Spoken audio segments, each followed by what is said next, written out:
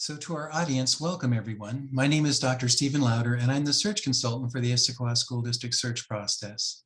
To reach out to as many voices as possible during this important process, the school board has asked that I interview each of the 3 finalists for your viewing. Please note that there is a link on the district webpage to a survey that will ask for your input on each of the finalists. In this session, we have Dr. Mary Templeton. Welcome, Dr. Templeton. Thank you, Steve. I'm glad to be here. Your first question today is, tell us about yourself and why you want to be the superintendent of the Issaquah School District. Well, certainly this is an opportunity. I am excited to be here. My background is currently, I am the superintendent of the Washougal School District. I've been a superintendent for 4 years during some very challenging times, for sure. Before that, I was in Spokane Public Schools at the executive level for several years, leading.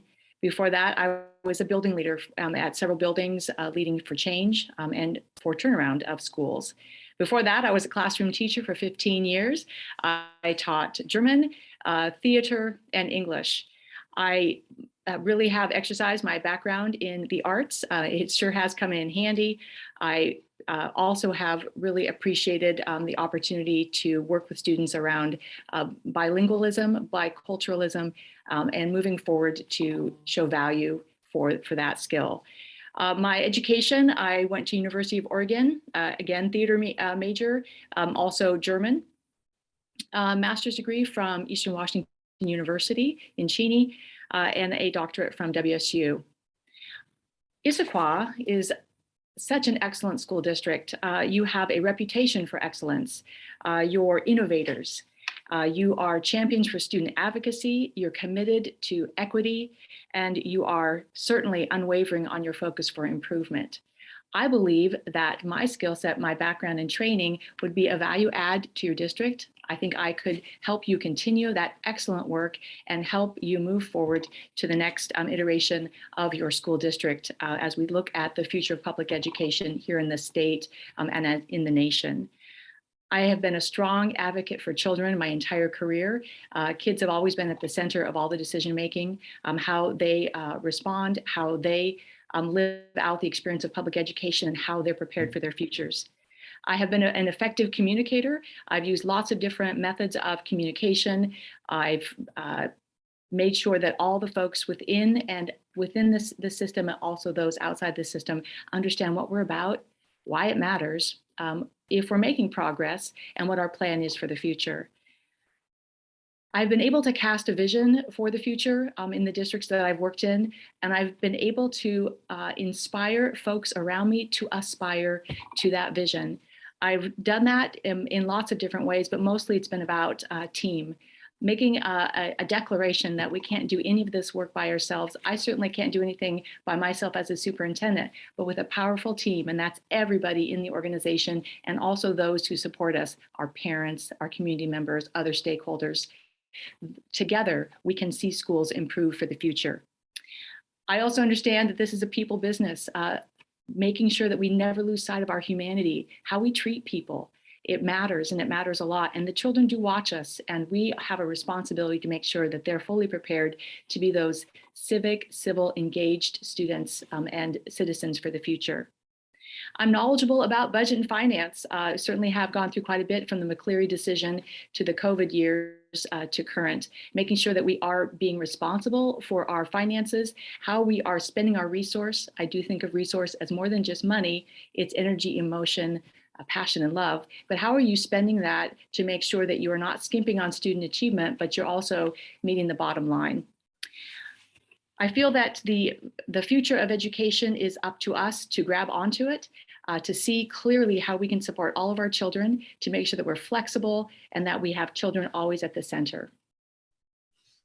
Thank you. Your second question, what are you most proud of in your career? Well, in my 30 years of career, I think maybe it's 30 plus, mostly I'm proud about being in public education. Public education is the bedrock of democracy. It matters, and it matters greatly for our local communities, for our state, our nation, and for the world. There's a couple things I'm really proud of as I've worked to invest in public education and the positive futures for children. One of those is school improvement. On-time graduation, when I was in Spokane working at Rogers High School, we were termed a dropout factory by the Seattle Times. We didn't like that too much, so we said, darn it, we're gonna get in front of that. And we did. And we did that by high belief in each child. We did that by supporting our teachers so that they had the tools that they needed. We set a safe and civil culture, and we said, we're going. And indeed, we moved a 50% on-time graduation rate to 85 in the course of 4 years. Here in the Washougal School District in the last 5 years, our on-time graduation rate has gone from 73% to 90%. Some of those same methodologies used here as I used in Spokane. I'm proud of our dual credit at the high school. We're over 80% of our high school students are earning dual credit while they're in high school. We believe that's preparing them for that next step. Every child is going to take a next step, and not every step is the same, but the children need to be prepared, and dual credit is one of those really exciting opportunities that we must continue to grab onto. I'm proud of a dual language program. We started that in the middle of COVID because we said it was necessary. It was going to help our children have more opportunity and experience.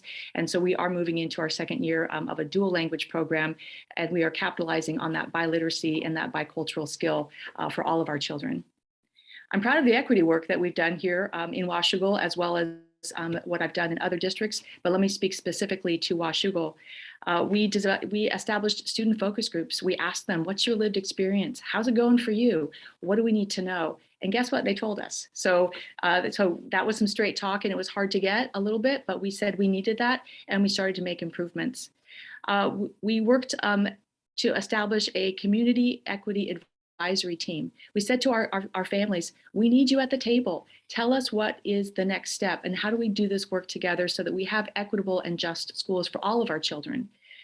We also worked very closely with our union. So WEA, the state union, we partnered with them and we said, let's do this together.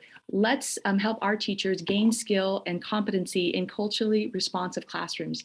And we did that for 2 years. We developed the understanding around bias. What is that? How do we unpack it? How do we professionally manage that? And how do we make sure that all of our classrooms are places where children have a strong sense of belonging and all children are recognized? I'm proud of the fact that we are closing the opportunity gap here in Washougal and other places where I've worked. Disproportionality of discipline, we're closing that.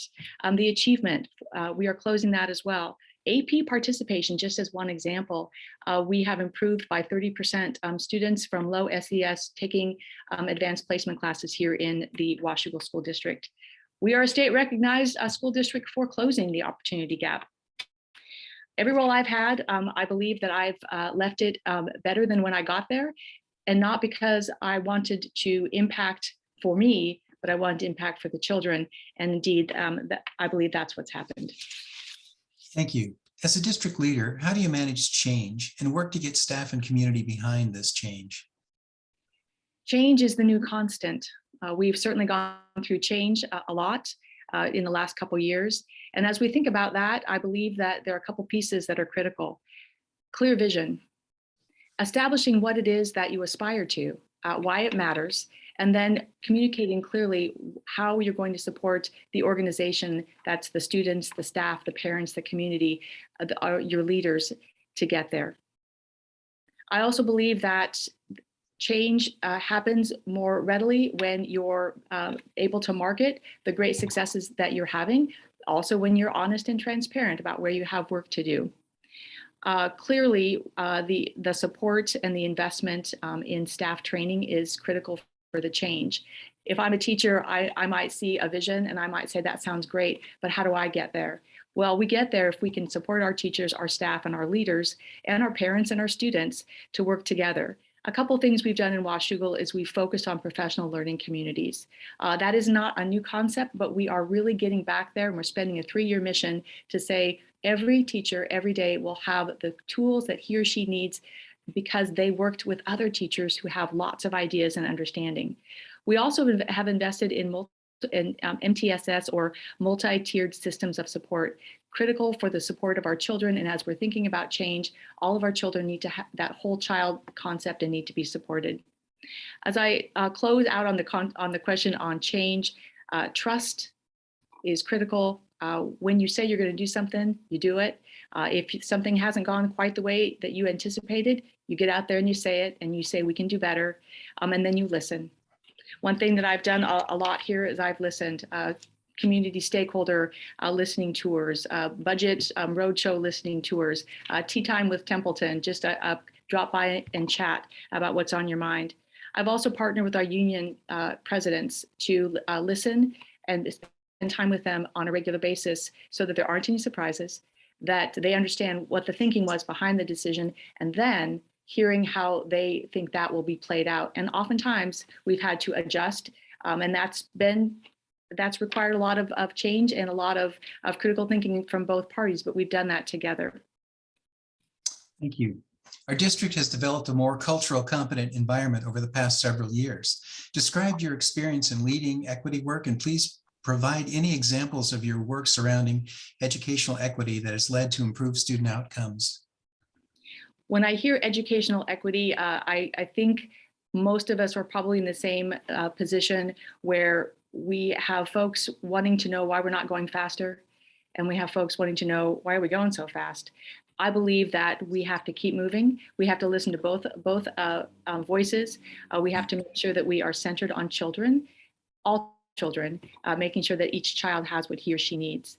In our school district here in Washougal, we have been strong on our stance around equity. We may have an equity statement on our website. It's from the superintendent, my team, and our school board. And we came out and we said, all children. And we're going to figure out how we can look at our systems and do things differently to make sure that not one child is not exceeding his or her potential. We have an equity policy that we passed with a fair amount of conversation, folks saying going too fast, going too slow.